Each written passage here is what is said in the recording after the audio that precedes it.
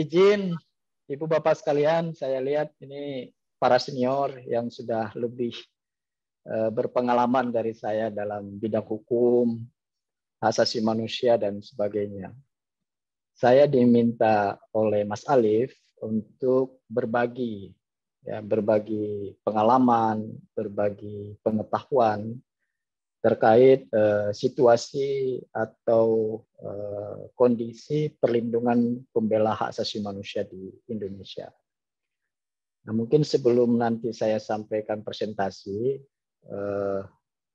saya dalam kesempatan ini ingin juga sekaligus berkenalan dengan Ibu Bapak, karena saya baru menjadi pengurus DPP Kadin bidang bantuan hukum. Mungkin baru 2 bulan ini, jadi saya belum terlalu paham ya bagaimana tradisi di dalam organisasi Kadin. Sebelumnya saya di Pradi Bang Luhut. Nah, mulai 2 bulan ini saya menjadi bagian dari keluarga Kadin. Semoga nanti saya bisa belajar banyak dari Ibu Bapak sekalian. Tema diskusi kita sore ini, perlindungan pembela hak asasi manusia di Indonesia. Ketika kita bicara perlindungan terhadap pembela hak asasi manusia, tentu kita berangkatnya dari perspektif atau konsep hak asasi manusia itu sendiri. Jadi kalau secara definitif ya, hak asasi manusia itu merupakan hak yang melekat pada setiap diri manusia karena ia manusia, atau kalau dalam landasan fundamental nilai HAM ini disebut hak yang dimiliki oleh manusia karena ia manusia, yang secara inherent melekat dalam diri manusia. Jadi objek, subjek, dan semua sudut pandangnya itu meletakkan pada manusia. Nah, itulah prinsip utama hak asasi manusia. Nah, karena tanpa hak itu, manusia tidak bisa hidup sebagai manusia. Kemudian ada satu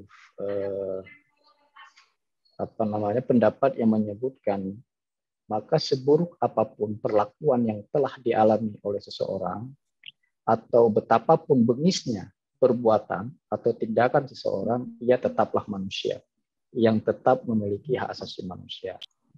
Nah, berangkat dari konsep ini atau landasan fundamental nilai HAM ini, maka tugasnya para pembela hak asasi manusia itu, atau para advokat mungkin juga, itu membela siapapun karena dirinya manusia. Nah, cuma dalam norma-norma hak asasi manusia itu nanti ada batasan-batasannya yang harus diterapkan dalam setiap langkah sebagai seseorang yang disebut pembela hak asasi manusia. Tetapi pada prinsipnya yang disebut dengan hak asasi manusia itu adalah hak yang melekat pada setiap diri manusia karena dia manusia, bukan karena dia diberikan oleh negara atau diberikan oleh warga negara. Ya, tapi murni karena dia manusia. Nah, teori ini sebetulnya awalnya berangkat dari teori hukum kodrati. Ya, ini asal usul dan konsep dasar hak asasi manusia. Ya, jadi sumbernya itu dari teori hukum kodrati, hukum alamiah. Nah, dalam hukum alamiah ini melihat ya, bahwa setiap diri manusia itu dia sudah memiliki haknya sejak dia ada dalam kandungan, ya, atau kemudian diterjemahkan sejak ia lahir. Ya, dimanapun dia lahir, maka sudah melekat pada dirinya itu hak asasi manusia. Nah, dalam perspektif hukum ini, hak asasi yang paling fundamental itu adalah hak hidup. Jadi hak hidup itu tidak boleh dicabut, direnggut, dibatasi, atau dibunuh. Itu hak yang paling penting dalam teori hak asasi manusia. Nah, karena berangkat dari dasar itulah, banyak para pembela HAM itu meminta penghapusan hukuman mati. Jadi hukuman mati itu dianggap bertentangan dengan hak asasi yang paling fundamental, yaitu hak hidup. Ya. Cuma tidak semua negara yang kemudian menghapus hukuman mati, termasuk Indonesia itu masih memberlakukan hukuman mati. Nah, kenapa hukuman mati itu ditolak? Itu berangkat dari hak yang tadi saya sebutkan. Nah, itu dasar atau konsep awal. Perdebatannya kemudian dalam konsep hak asasi manusia ini muncul pandangan-pandangan dari berbagai sudut pandang hukum. Ya, ada yang melihat bahwa hak asasi itu tidak bisa dia hanya diberikan secara alamiah, dia harus diberikan oleh hukum. Nah, yang mengatakan harus diberikan oleh hukum ini adalah pandangan dari kaum mazhabnya positivisme. Tapi dari kaumnya hukum kodrati, dia tidak melihat dari hukum, dia melihatnya dari semesta alam ini, dari alamiahnya manusia. Jadi memang sudah kodratnya manusia memperoleh hak itu. Nah, jadi kenapa sejarah hak asasi manusia ini lahir yang menjadi norma atau standar norma hukum internasional itu tidak terlepas dari pergulatan hidup umat manusia yang penuh dengan tindakan sewenang-wenang oleh baik itu oleh negara terhadap warga negaranya maupun oleh negara lain terhadap negara lain. Yang salah satu menjadi faktor pendorong lahirnya standar norma hak asasi manusia secara internasional itu, atau yang dikenal dengan DUHAM, Deklarasi Universal Hak Asasi Manusia, yang dideklarasikan pada 10 Desember 1948 itu pengalaman perang terburuk pada era Perang Dunia Kedua. Tapi kalau kita runut lagi ke belakang, sebetulnya nilai-nilai hak asasi manusia atau konsep hak asasi manusia itu sudah termanifestasi di dalam konstitusi. Ya, konstitusi di sini bukan hanya undang-undang dasar ya yang tertulis, tapi juga ada dokumen-dokumen yang pada masa itu diberlakukan untuk memberikan penghormatan terhadap martabat manusia. Nah, dalam kajian hukum hak asasi manusia atau dalam teori-teori hak asasi manusia, makna carta itu disebut sebagai salah satu dokumen hak asasi manusia. Kemudian kalau dalam perspektif teman-teman yang mengkaji dari sisi agama, Piagam Madinah, ya, Piagam Madinah yang dibuat oleh Nabi Muhammad itu juga dianggap sebagai salah satu dokumen yang mengadopsi nilai-nilai hak asasi manusia. Kemudian pidato Nabi Muhammad di Padang Arafah itu juga mencerminkan nilai-nilai penting tentang penghormatan terhadap martabat manusia. Nah, ada banyak dokumen yang lain, termasuk kitab Hammurabi yang ada sejak zaman dulu itu sudah memberikan penghormatannya terhadap martabat manusia. Cuma secara nomenklatur atau secara istilah belum disebutkan hak asasi manusia. Secara istilah hak asasi manusia itu yang menjadi standar norma internasional yang berlaku secara universal itu tahun 1948, 10 Desember 1948. Maka 10 Desember itu diperingati sebagai hari peringatan terhadap hak asasi manusia sedunia. Ya, ini yang sering dilakukan oleh para aktivis HAM untuk memperingati Hari Hak Asasi Manusia sedunia itu. Nah, Deklarasi Universal Hak Asasi Manusia ini kemudian diturunkan ya dalam berbagai instrumen hukum yang lain, baik secara internasional maupun secara regional dan juga secara nasional. Di luar dari dokumen ini juga ada dokumen-dokumen yang lain atau instrumen-instrumen hukum yang lain yang berisikan tentang bagaimana penghormatan, pemenuhan, penegakan, dan perlindungan terhadap hak asasi manusia itu.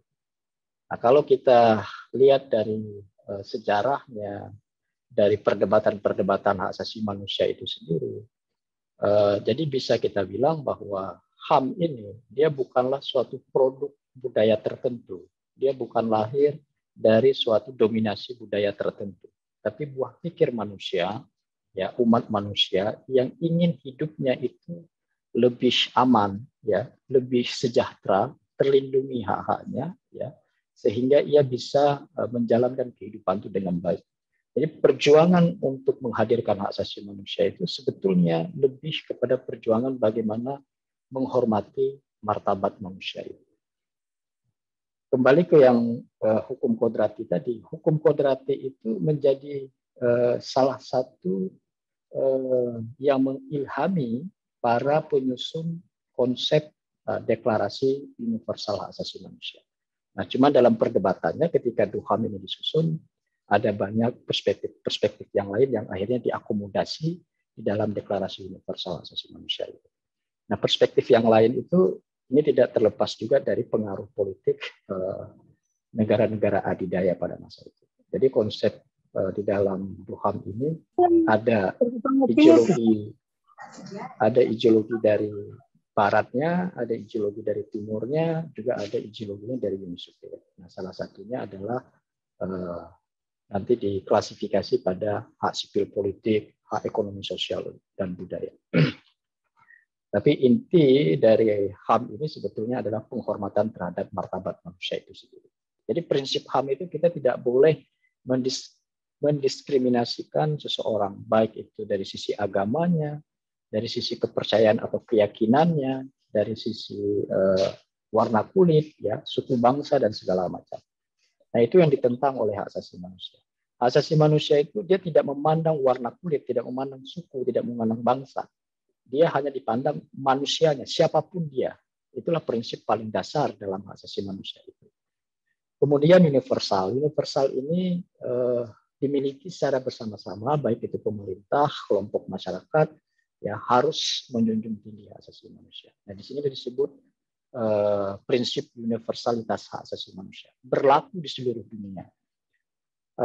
Contohnya misalnya saya sebagai warga negara Indonesia pergi ke Amerika, bukan warga Amerika, tapi negara Amerika harus memperlakukan saya sebagai seorang manusia ketika saya berada di sana. Nah, itu salah satu dampak positif dari standar norma asasi manusia yang berlaku secara universal ini. Tetapi standar universal ini tentu nanti akan ada perdebatan-perdebatannya ya, dengan perspektif yang lain. Ada yang melihat ini bertentangan dengan budaya sebuah bangsa, bertentangan dengan kultur sebuah bangsa, bertentangan dengan adat istiadat sebuah bangsa, bertentangan dengan sistem hukum di sebuah bangsa. Nah, sebenarnya tidak bertentangan karena dia hanya menerapkan nilai universal itu untuk menghormati hak asasi manusia. Kemudian tidak dapat direnggut, tidak dapat dilepaskan kecuali berdasarkan hukum atau putusan pengadilan. Nah, contoh, saya ngambil contoh Pak Ali Asrawi ini misalnya.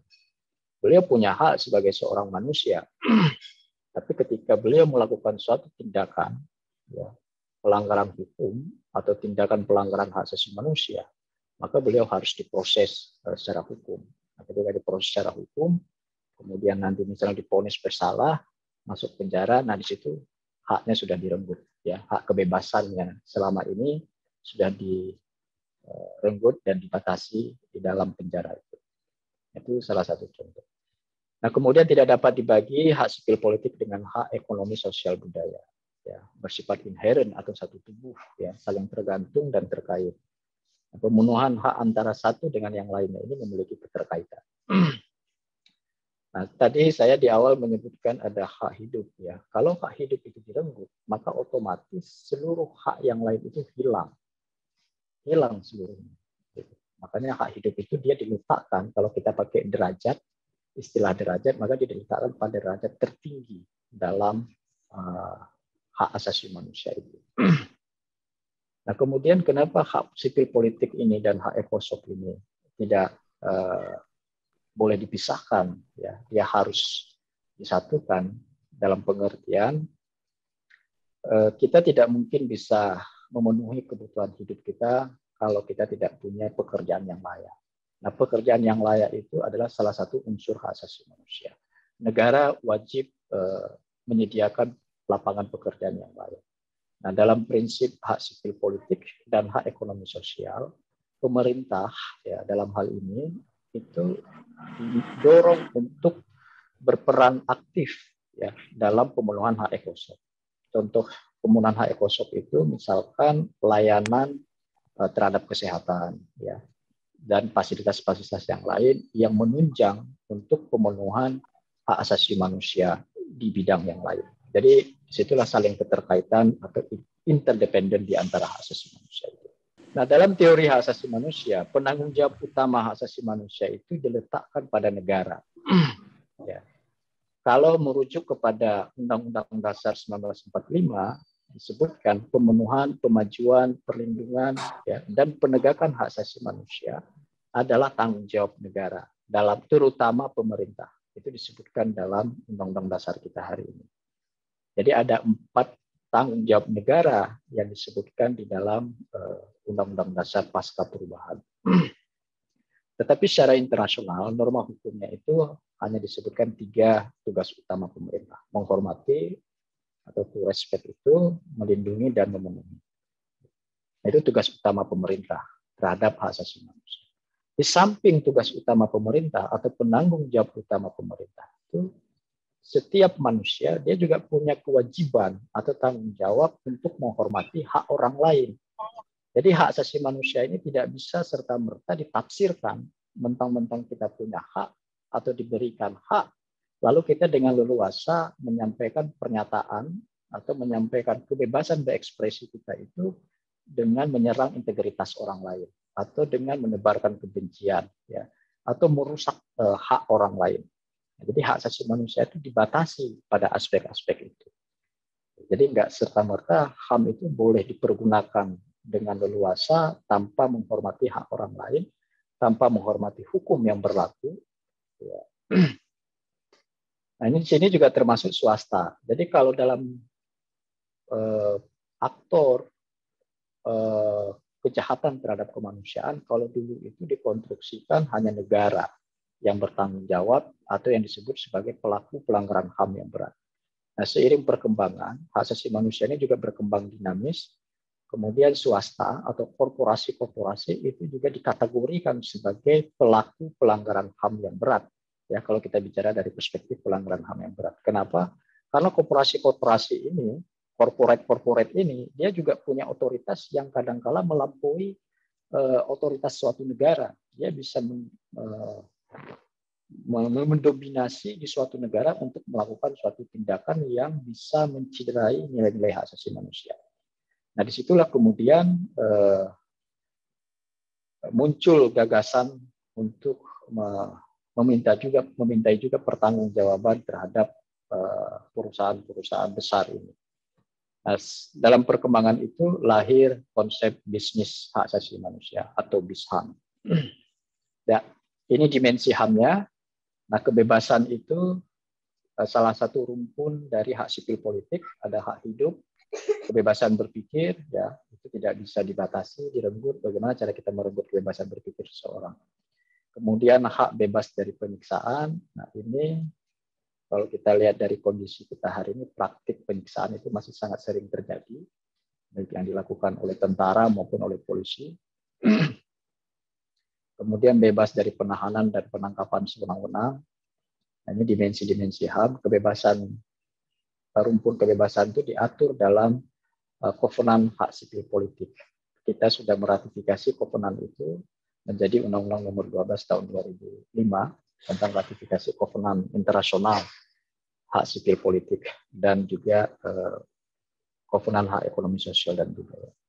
Nah, persamaan itu dimensi persamaan itu adalah rumpun hak ekonomi, sosial, dan budaya. Nah, di situ disebutkan hak atas pekerjaan, upah yang layak.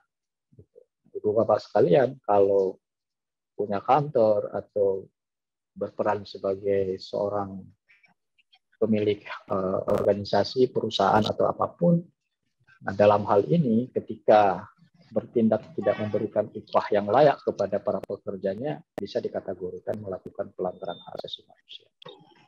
Jaminan sosial, kesehatan pangan, perumahan tanah, lingkungan, ya, dan ada banyak yang lain itu. Kemudian persaudaraan. Persaudaraan ini gagasan yang muncul dari negara-negara berkembang, khususnya yang mengusulkan ada persaudaraan itu, hak atas pembangunan dan perdamaian itu negara-negara berkembang, yang disebut negara berkembang oleh negara maju. Sebetulnya itu semacam diskriminasi juga penyebutan negara berkembang. Nah, ini gagasan yang lahir dari negara-negara berkembang, terutama yang mendorong ini Malaysia, Singapura, ya, dan negara-negara yang lain.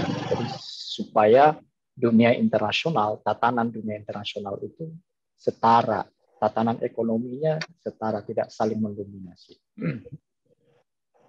Kemudian dalam hak asasi manusia itu ada yang disebut dengan hak yang bisa dibatasi atau dan tidak bisa dibatasi. Ya, itu non direvocable itu sama direvocable. Nah, dapat dibatasi atau dikurangi. Hak hidup itu dalam kondisi apapun dia tidak dapat dibatasi. Bahkan dalam situasi perang sekalipun. Nah, inilah yang menjadi dasar bagi para pembela HAM, khususnya para aktivis-aktivis HAM yang selama ini meminta agar orang-orang di Papua itu tidak sembarangan dibunuh oleh aparat Indonesia. Karena itu sangat terkait dengan hak hidup tadi yang tidak dapat dibatasi dalam situasi apapun. Konstitusi dimanapun, ya saya belajar tentang ilmu konstitusi, itu ketika kita pelajari ternyata isinya konstitusi itu sebetulnya adalah memberikan penghormatan terhadap martabat manusia itu. Ya, dari kesewenang-wenangan penyelenggara negara.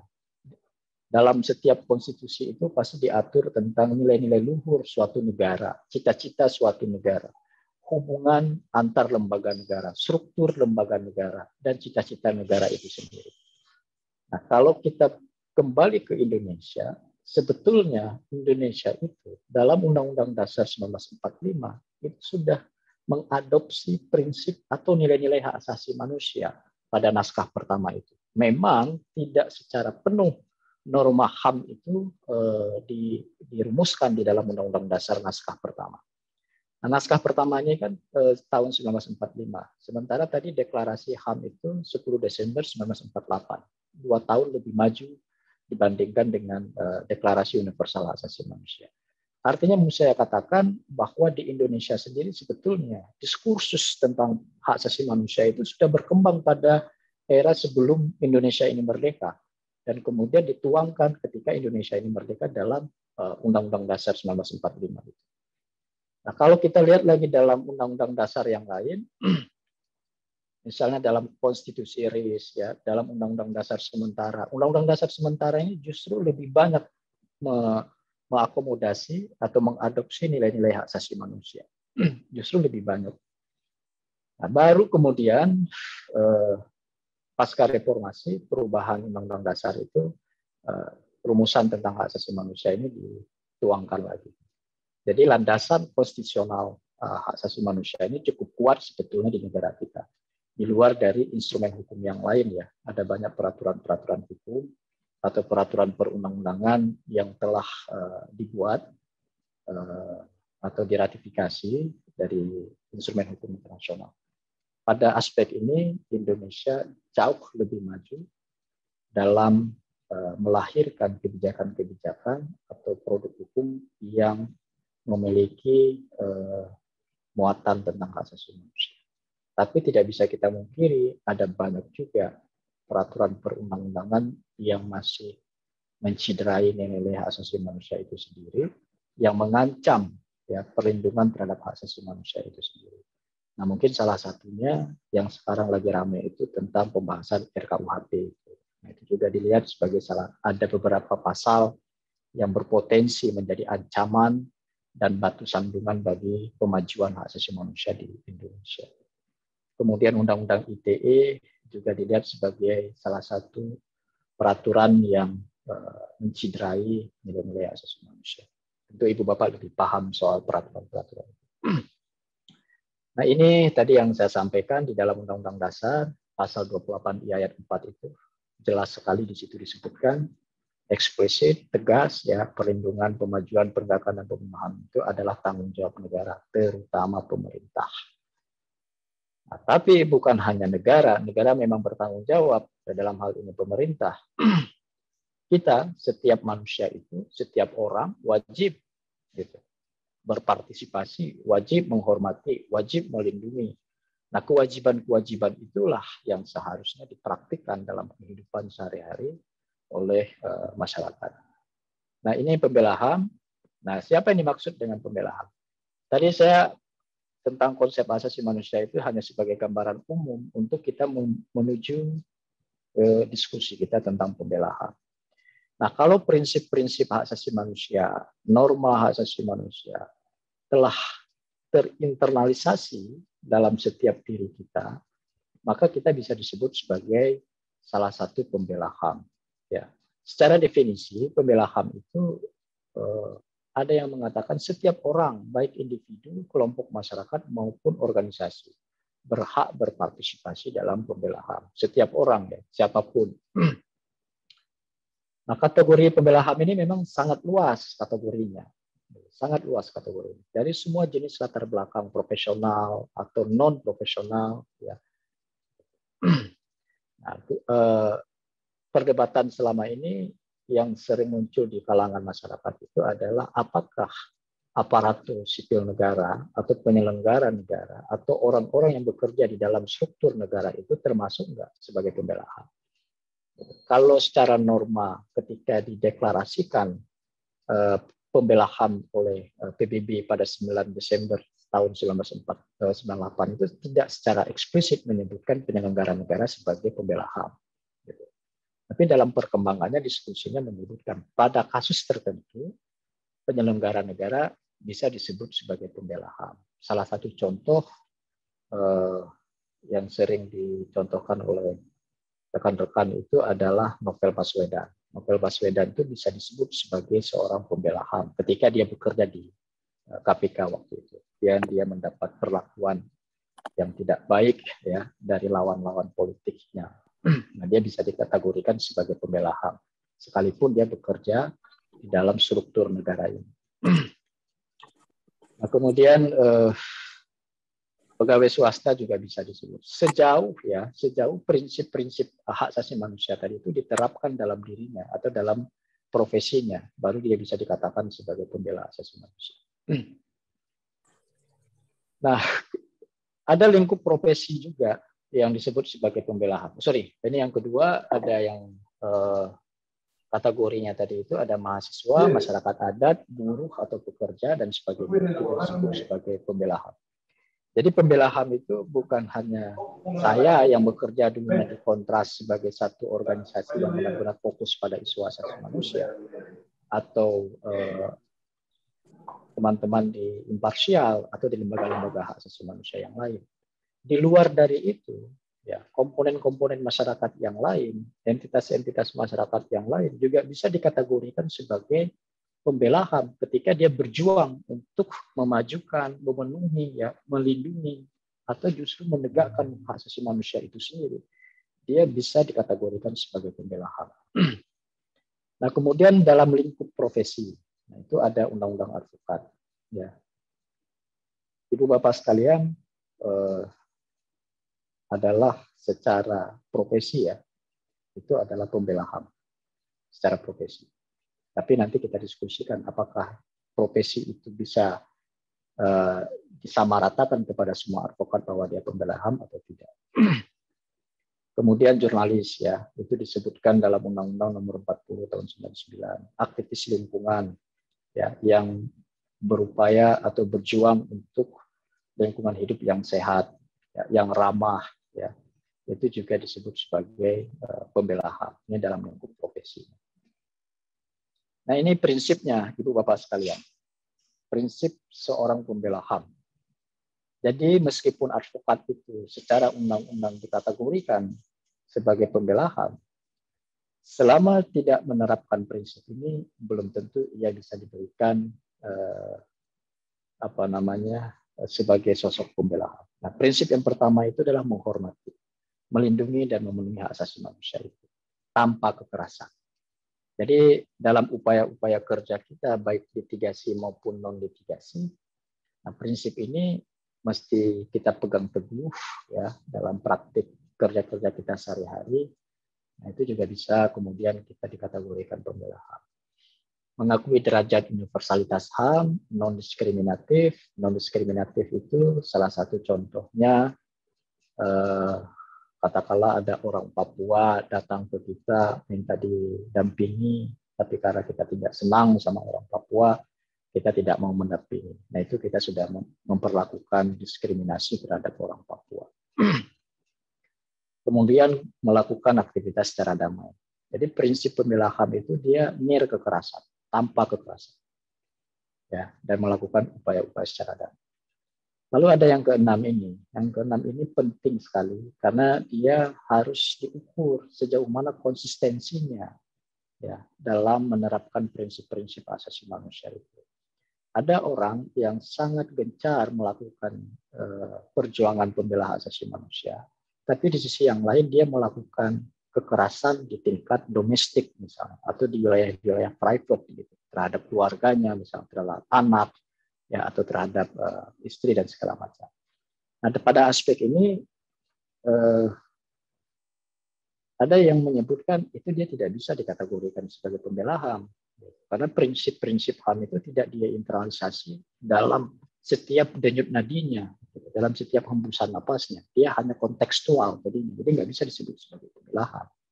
Nah, prinsip-prinsip pembela HAM ini, yang ke-6 dari 6 poin ini, benar-benar harus ada pada seseorang, baru dia bisa disebut sebagai seorang pembela HAM. Nah, tadi saya menyebutkan karena kita diskusinya di ranah advokat, ya, khususnya rekan-rekan IKADIN, anggota IKADIN, secara undang-undang sudah sangat jelas, ya. Ini bisa kita baca. Ini saya kutip dari Undang-Undang Advokat. Itu saya baca aja, ya, bahwa kekuasaan kehakiman yang bebas dari segala campur tangan dan pengaruh dari luar memerlukan profesi advokat yang bebas, mandiri, dan bertanggung jawab untuk terselenggaranya suatu peradilan yang jujur, adil, dan memiliki kepastian hukum bagi semua pencari keadilan dalam menegakkan hukum, kebenaran, keadilan, dan hak asasi manusia. Itu disebutkan di konsideran huruf B Undang-Undang Advokat. Nah, kemudian pada pasal 14 disebutkan advokat berstatus sebagai penegak hukum, bebas dan mandiri yang dijamin oleh hukum dan peraturan perundang-undangan, dari pasal 5. Kemudian advokat bebas mengeluarkan pendapat atau pernyataan dan seterusnya dalam perkara membela perkara yang menjadi tanggung jawab di dalam sidang pengadilan dengan tetap berpegang pada kode etik profesi dan peraturan perundang-undangan. Advokat bebas dalam menjalankan tugas profesinya untuk membela perkara yang menjadi tanggung jawabnya dengan tetap berpegang pada kode etik. Jadi selalu diingatkan pada berpegang pada kode etik profesi dan peraturan perundang-undangan. Nah, lebih eksplisitnya lagi, kalau dilihat pada huruf warna hijau ini, Undang-Undang Dasar menentukan bahwa setiap orang berhak atas pengakuan, jaminan perlindungan, dan kepastian hukum yang adil, serta perlakuan yang sama di hadapan hukum.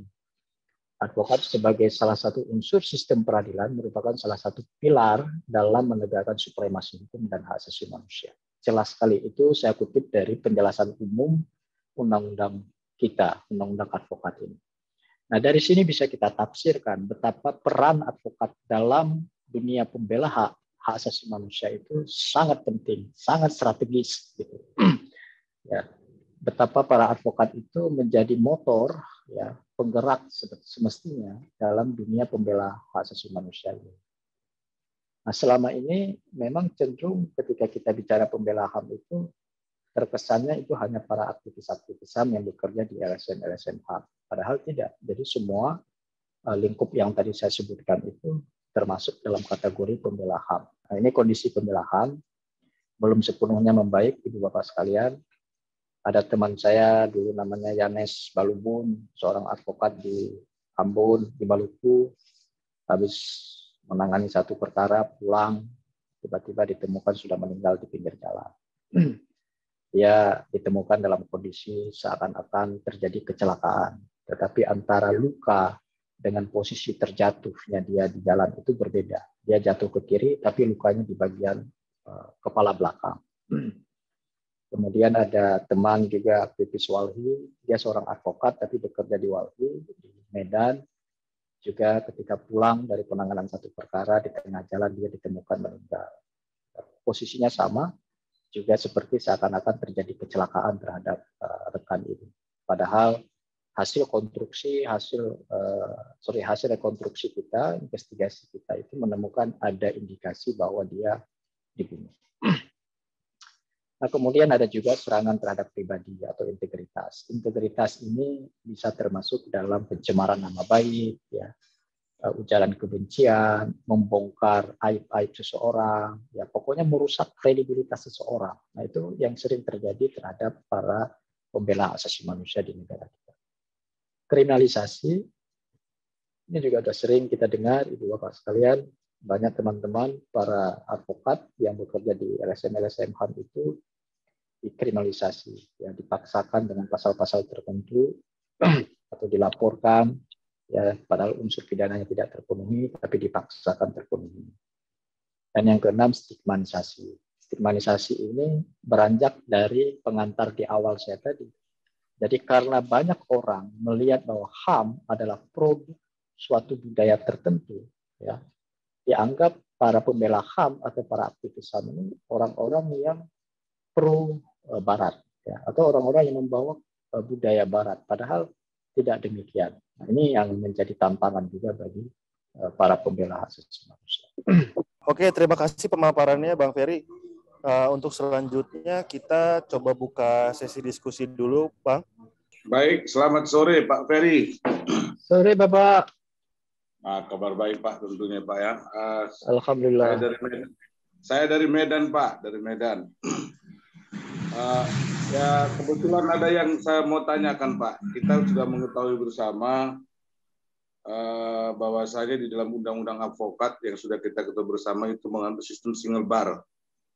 Nah, kalau kita kaitkan dengan persamaan hak ya untuk bisa mendirikan organisasi profesi advokat, itu dan kenyataan yang kita lihat sekarang itu bukan lagi single bar, tapi saya lihat sudah multi bar begitu.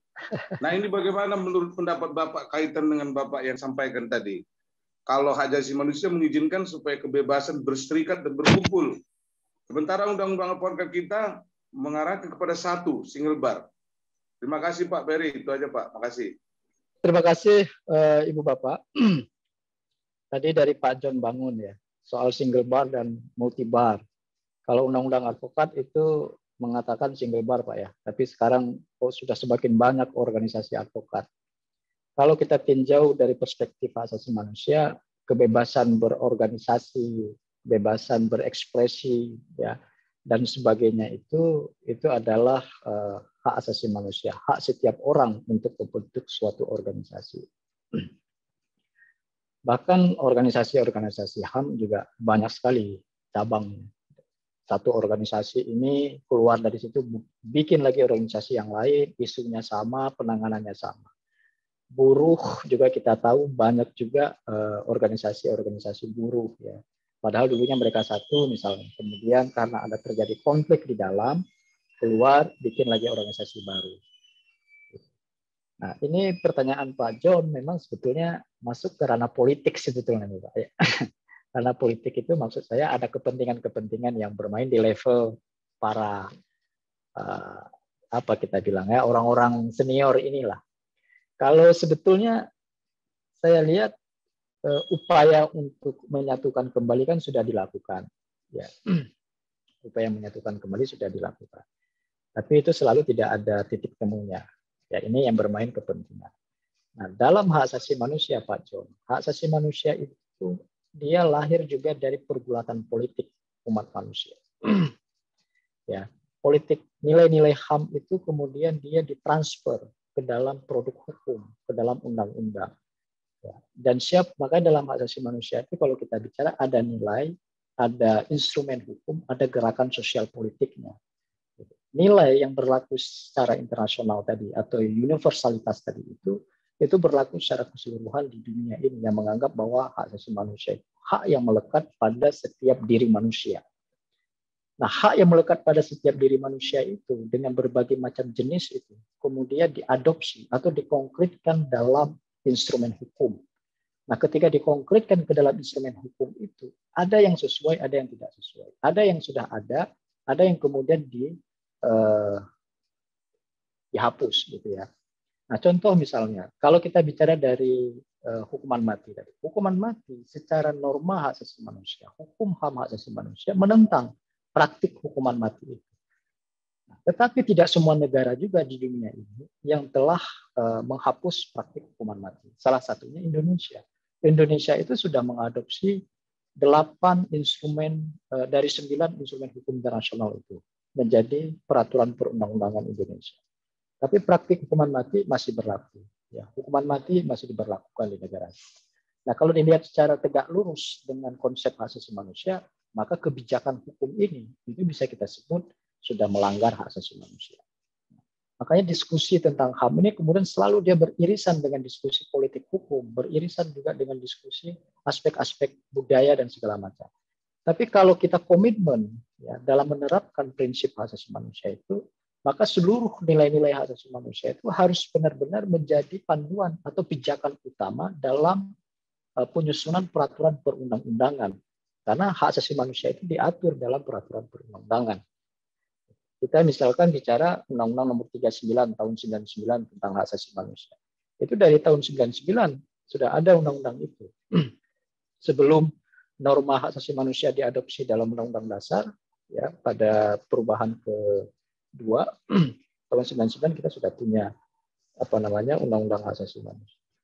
Tapi praktiknya hari ini kalau saya lihat justru para penyelenggara negara, baik di legislatif ya atau lembaga-lembaga trias politika ini, eksekutif, legislatif, dan yudikatif itu, bahasa kasarnya berwajah dua, bermuka dua. Satu sisi ngomong kita demi rakyat, demi pemenuhan hak asasi manusia kepada rakyat, kepada masyarakat, gitu ya. Tapi di sisi yang lain juga menerapkan standar ganda. Standar gandanya misalnya ketika ada masyarakat yang mengalami tindakan pelanggaran hak asasi manusia, dia sulit untuk mengakses keadilan terhadap dirinya. Tapi ketika ada penyelenggara negara melakukan tindakan-tindakan yang melanggar hak asasi manusia, dia justru dilindungi. Nah, contoh nih misalnya, dalam hak asasi manusia itu kalau kita ingin memajukan HAM ya, orang-orang yang dulunya diduga terlibat dalam kejahatan berat terhadap hak asasi manusia, dia tidak boleh menduduki jabatan-jabatan publik di dalam lembaga negara. Dia tidak boleh menduduki jabatan-jabatan. Tapi di negara kita itu terjadi. Banyak figur-figur yang dulunya namanya itu tercatat dalam dokumen-dokumen hasil penyelidikan Komnas HAM itu sebagai salah satu orang yang bertanggung jawab terhadap pelanggaran hak asasi manusia yang berat. Tapi di era pemerintahan pasca reformasi justru orang-orang ini bahkan ada yang menjadi menteri, ya, jadi anggota DPR dan segala macam. Nah, kembali ke single ball dan multi ball. Kalau dari perspektif hak asasi manusia, Pak John, kita nggak bisa membatasi orang membuat organisasi. Nggak bisa. Pak John lebih paham bagaimana sejarah Pradi terbentuk, ya, bagaimana sejarah IKADIN terbentuk, dan bagaimana KAI terbentuk. Itu kan semua prosesnya ada sesuatu yang melatar belakangi lahirnya organisasi.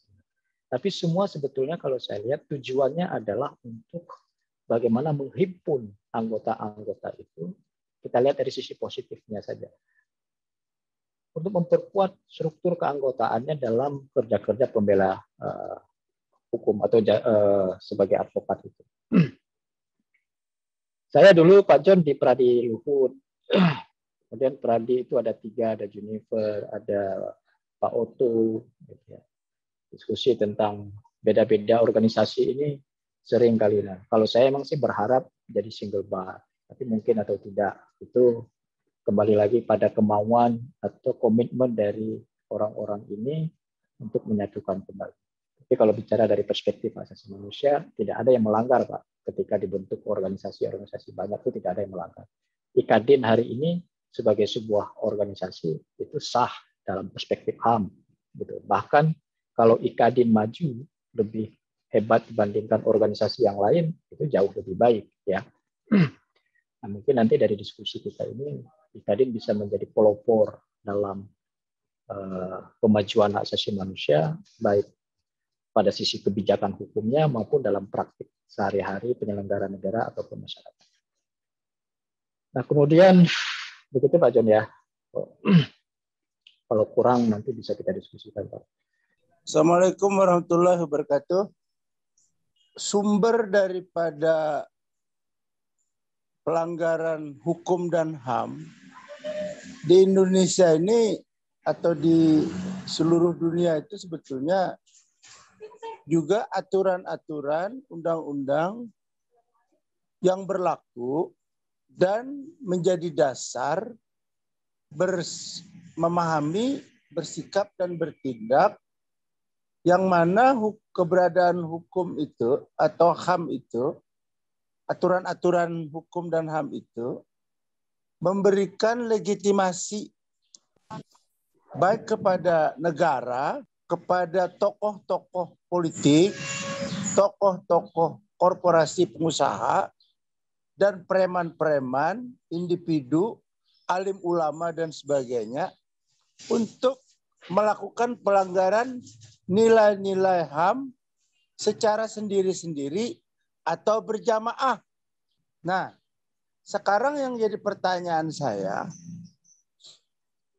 para pejuang HAM di negara ini, baik yang sifatnya didirikan negara seperti Komnas HAM, RI, atau Human Rights Watch, atau apapun ya lembaga-lembaga HAM, pernahkah berpikir dan berinisiatif untuk menginventarisasi undang-undang, peraturan presiden, peraturan menteri, gubernur, perda, apapun aturan termasuk KUHP, termasuk KUHAP, termasuk peraturan kepolisian yang melanggar HAM.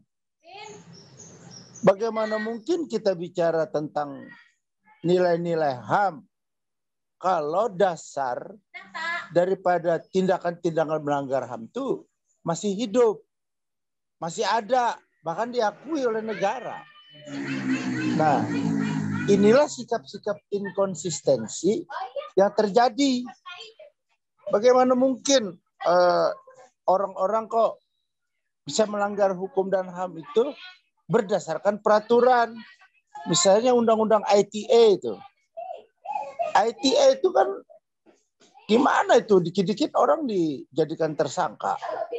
Apa itu sesuai dengan HAM atau tidak misalnya?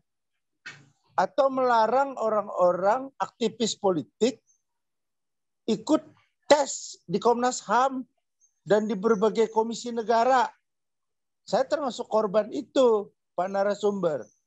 Rame-rame aktivis LSM menjegal saya, aktivis Human Rights Watch, padahal sudah masuk 3 besar saya.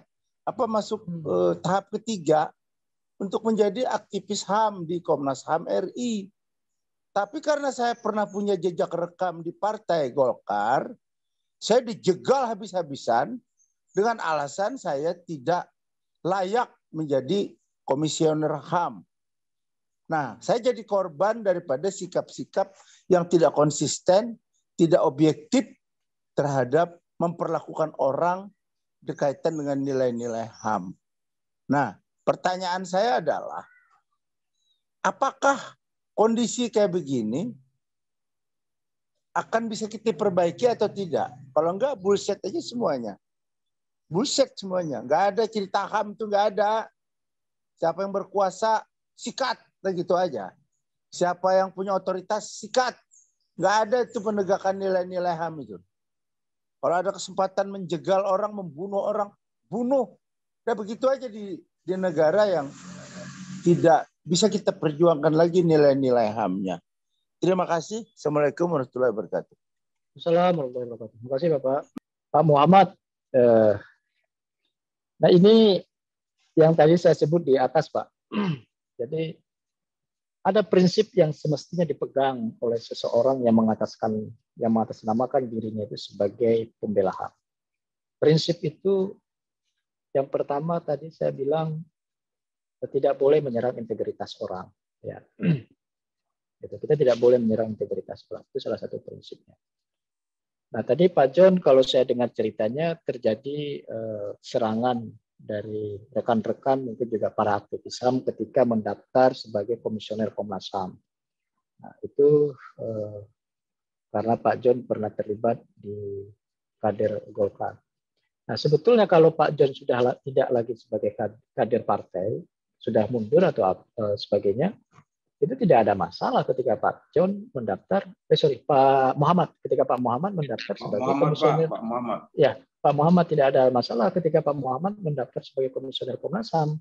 Gitu. Komnas HAM ini kan lembaga negara independen yang sengaja dibentuk untuk menjalankan tugas-tugasnya dalam bidang hak asasi manusia. Dan dasar hukumnya itu ada Undang-Undang 39 tahun 99 dan Undang-Undang nomor 26 tahun 2000 tentang pengadilan HAM. Kalau yang perda, peraturan daerah terkait diskriminasi terhadap perempuan dan anak, itu dilakukan oleh Komnas Perempuan, Komisi Nasional Tindak Kekerasan Terhadap Perempuan, Komnas Perempuan, sebelahnya Komnas HAM itu. Komnas Perempuan ini pernah menginventarisir peraturan-peraturan daerah mulai dari tingkat provinsi sampai ke tingkat kabupaten kota yang diskriminasi terhadap perempuan. Itu jumlahnya puluhan ribu, Pak. Nah, sebagian dari perda-perda itu sudah diadvokasi dan sudah dihapus di daerah-daerah, tapi belum semua, masih ada. Secara nasional, sepengetahuan saya belum ada yang secara keseluruhan, Pak, produk hukum itu diinventarisir. Belum ada secara keseluruhan. Ya, karena memang banyak sekali kan peraturan-peraturan. Tetapi pada peraturan-peraturan tertentu, misalnya kayak Undang-Undang ITE yang tadi Pak sebutkan, itu pasti dijadikan salah satu prioritas untuk dibedah dari perspektif hak asasi manusianya. Kemudian sekarang soal RKUHP itu juga dibedah dari sisi perspektif hak asasi manusianya. Nah, RKUHP ini juga nanti berkaitan dengan Undang-Undang Pengadilan HAM yang tadi saya sebutkan, Undang-Undang Nomor 26 Tahun 2000 itu. Nah, tapi yang keseluruhan banget itu belum pernah saya dengar, Pak. Kecuali hukum online itu pernah dia membuat database tentang peraturan perundang-undangan. Cuma dia bukan mengkaji dari perspektif HAM, hanya mendatabasekan saja peraturan perundang-undangan yang ada di Indonesia. Jumlahnya banyak, Pak. Bahkan ada yang terbaru, Pak, nih, kalau kita mau bicara. Itu Undang-Undang PSDN, Pengelolaan Sumber Daya Nasional, ya, itu isinya yang pertama bertentangan dan diskonsepsional dengan norma hukum yang ada di Undang-Undang Dasar. Itu yang pertama. Yang kedua, dari perspektif hukum asasi manusia, hampir keseluruhan dari isi Undang-Undang PSDN yang disahkan tahun 2019 ini, itu banyak sekali yang bertentangan dengan hak asasi manusia. Jadi kondisi politik hukum HAM di Indonesia ini ada produk hukum yang sudah memberikan perlindungan, tapi juga diciptakan lagi produk-produk hukum yang justru kontraproduktif ya dengan kemajuan hak asasi manusia itu sendiri, Pak. Belum ada, Pak. Mungkin nanti di IKADIN bisa menjadi salah satu agenda. Ada bidang pengkajian peraturan perundang-undangan kan di IKADIN. Bisa menginventarisir produk-produk hukum yang tidak sesuai dengan prinsip-prinsip asasi manusia ini. Begitu, Pak Muhammad. Saya mohon maaf tadi, Pak, yang Bapak bilang ketika mendaftar di Komnas HAM itu dijegal ya oleh teman-teman aktivis karena Bapak pernah di Golkar ya, Pak ya. Sebetulnya itu tidak boleh. Yang harus dinilai itu adalah pengetahuan, track record-nya itu track record bukan yang terlibat dalam partai atau terlibat dalam partai ya, tapi kalau sudah tidak lagi di bagian dari kader partai, dia dibolehkan, Pak. Kayak kemarin yang sekarang ini ada anggota polisi, dia masih aktif di polisi tapi mendaftar sebagai Komnas HAM. Nah, itu tidak boleh secara hukum. Nah, itu dikritisi, Pak. Tapi kalau Bapak sendiri waktu itu sudah nggak lagi di kader Golkar, bukan lagi orang parpol, sebetulnya tidak ada masalah. Sejauh Bapak memang punya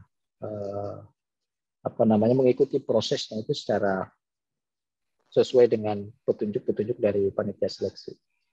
Ya begitulah, Pak, dinamika politik di Indonesia, Pak. Hak asasi manusia itu bisa dijadikan alat ya oleh siapapun, Pak. Ya. Demokrasi itu menyediakan lapangan buat siapapun untuk berbicara, menafsirkan sesuatu dan mengidentikan dirinya dengan sesuatu, ya termasuk kelompok-kelompok intoleran sebenarnya. Bahkan kelompok-kelompok intoleran juga menggunakan instrumen HAM dalam menjalankan agenda-agenda politiknya. Padahal di sisi yang lain mereka melakukan pelanggaran HAM. Bahkan ormas-ormas juga banyak saya lihat itu menggunakan instrumen HAM sebagai pijakan mereka untuk menjalankan misi politik mereka. Padahal mereka sedang menginjak-injak asasi manusia. Oke, mungkin ini pertanyaan ada di kolom chat, Bang Ferry. Apakah korban dari kerangkeng Bupati Langkat dapat disidangkan dalam pengadilan HAM? Dan apakah syarat formil penegakan HAM dan kemudian disidangkan dalam pengadilan HAM harus ada penilaian dari Komnas HAM? Demikian pertanyaannya, Bang Ferry. Nah, jadi tentang pengadilan HAM, saya lanjut ke pertanyaan yang di chat tadi itu, yang kasus kerangkeng Bupati Langkat. Ada atau tidak unsur pelanggaran HAM yang berat di kasus Kerangkeng Bupati Langkat itu tergantung pada penyelidikan Komnas HAM. Ya, peraturan hukum yang berlaku di negara kita ini memberikan mandat khusus kepada Komnas HAM untuk menentukan suatu peristiwa terpenuhi atau tidak. Peristiwa itu disebut pelanggaran HAM yang berat. Kalau pelanggaran HAM, ya, itu kan ranahnya pidana umum, pengadilan negeri, ya, pengadilan umum.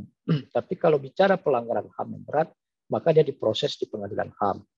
Nah, pengadilan HAM ini ya ada dua jenis, ya. Pengadilan HAM ad hoc itu adalah peristiwa-peristiwa pelanggaran HAM yang terjadi sebelum tahun 2000. Sebelum disahkan Undang-Undang Nomor 26 tahun 2000 tentang pengadilan HAM itu.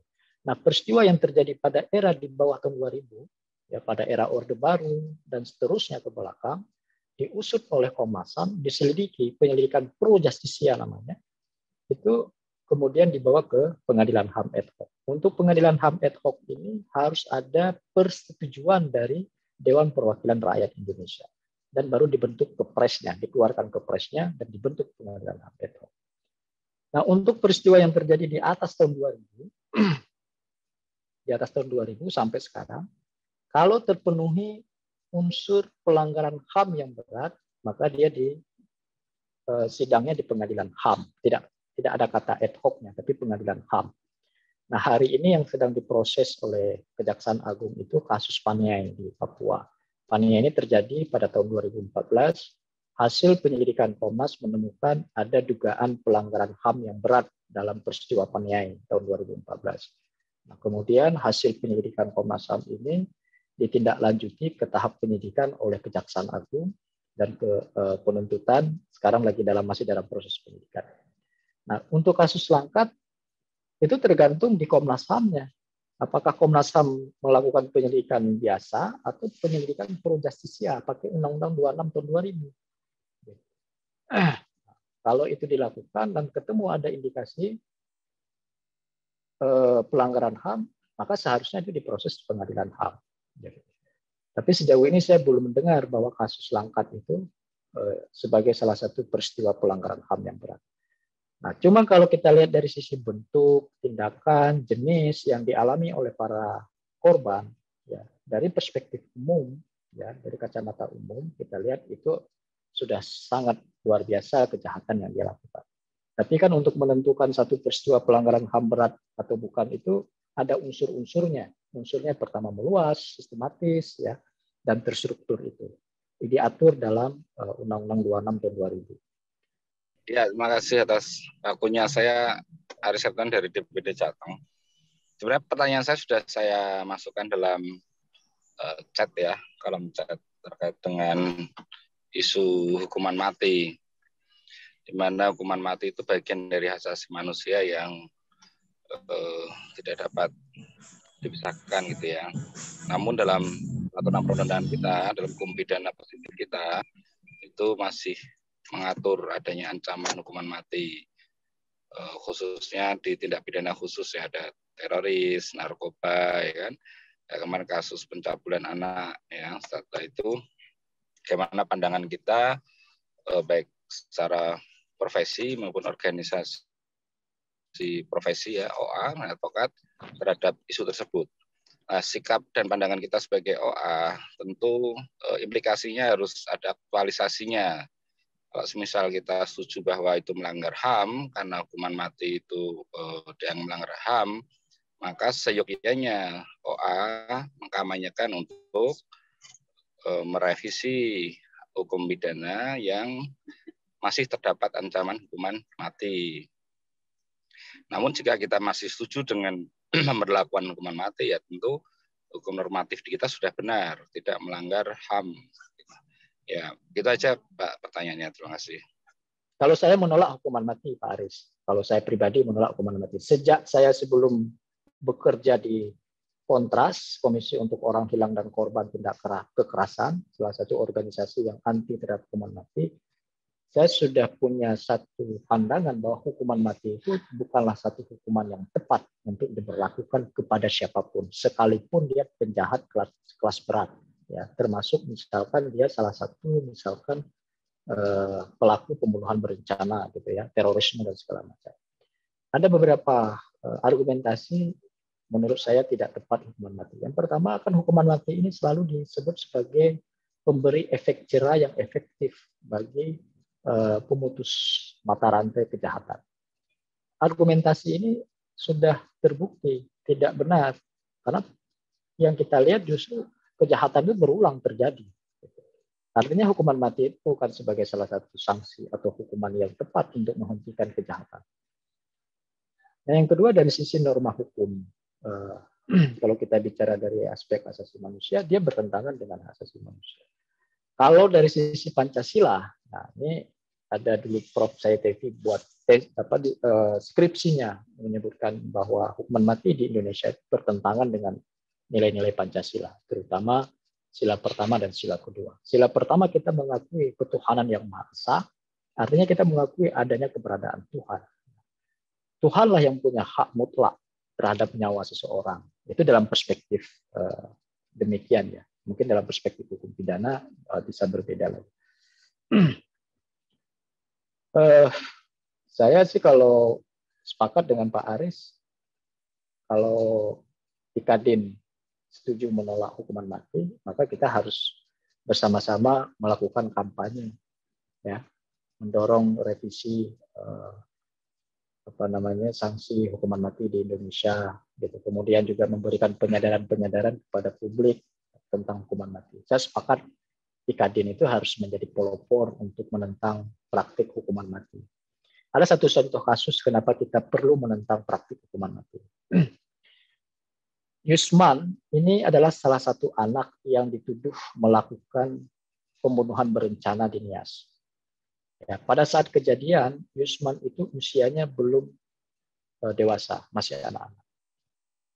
Polisi ketika mencari pelaku pembunuhan berencana itu, menuduh Yusman sebagai pelaku utamanya dan kakak iparnya. Ditangkaplah Yusman ini, diproses hukum, ya, kemudian dia juga didampingi oleh pengacara. Yusman tidak bisa bahasa Indonesia, kurang bisa bahasa Indonesia. Dalam proses hukum itu kemudian dia divonis bersalah dan dia divonis hukuman mati. Yusman ini. Ya, di saat dia sedang menunggu eksekusi hukuman mati itu, ya, kita mendapatkan informasi tentang Yusman ini. Kemudian kita menelusuri jejak Yusman ini. Kita melakukan uji forensik terhadap Yusman lewat gigi Yusman itu untuk kita mengetahui apakah Yusman pada saat melakukan kejahatan itu masih anak-anak atau sudah dewasa.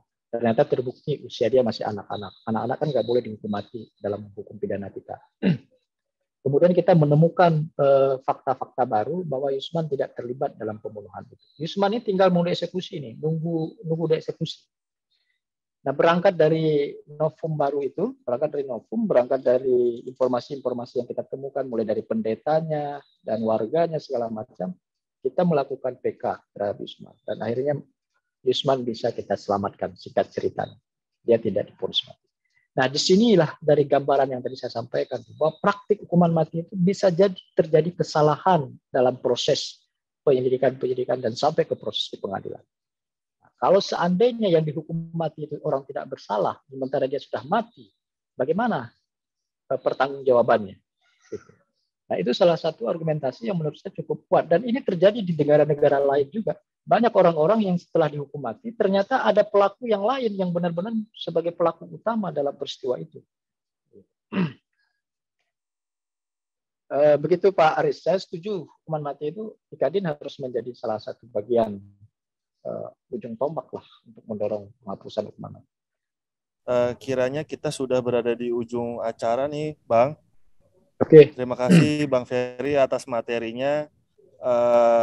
Kami ucapkan terima kasih untuk Pak Ferry sebagai pembicara yang telah menyampaikan materi dengan luar biasa.